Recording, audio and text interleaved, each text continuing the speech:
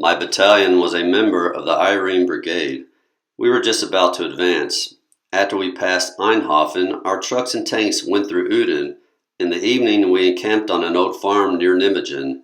Behind the house, there was an old wooden pump surrounded by bricks.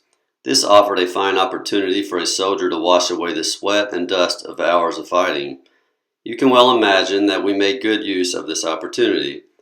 I was one of the group, and so I tossed my jacket on the ground and hung my scapular on the pump while I washed. An hour later, we received orders to proceed about 1.5 miles further and to occupy a trench there. We were looking forward to being able to get a peaceful night's sleep in that trench. I was about to lie down and was unbuttoning my collar when, to my horror, I realized that I no longer had my scapular. It had been a gift from my mother. I had had it with me all during the war, and now that we were approaching the lion's den, was I to be deprived of it? To go fetch it was unthinkable, so I tried not to think about it anymore and to go to sleep. I pitched and tossed from my left side to my right, but I couldn't get to sleep. All around me, my buddies were sleeping like logs, even though from time to time shells felt dangerously close. Finally, I was overcome by the desire to get my scapular back, and I crept out among my sleeping companions. It wasn't so easy to get past the sentry, but I managed to do it and ran back the way we had come. It was pitch dark, but nevertheless, I had good luck, and in a short time I was back on the farm and at the pump. My hands glided searchingly all over the pump, but the scapular was gone. I was just about to strike a match when there was a sound of a dreadful explosion. What was I to do? Was that the sign of an enemy attack? As fast as I could, I ran back to our trench. Maybe I could do something for my buddies there.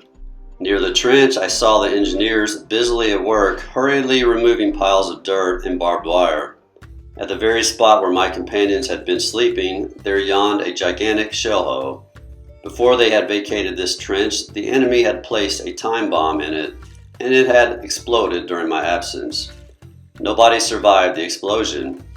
If I had not set out to fetch my scapular, I would have been buried under that rubble too. On the following morning, I went to the field kitchen and met a buddy there. He looked at me with astonishment. "I thought you were in that trench, and I thought you were buried there." My friend continued, "I was lying in the trench, but before I went to sleep, I went looking for you, but I couldn't find you. The corporal saw me hunting around and asked me what I wanted. When I told him what I was doing there, he said, 'Be sensible. Instead, go to that inn nearby and get me a bottle of water.'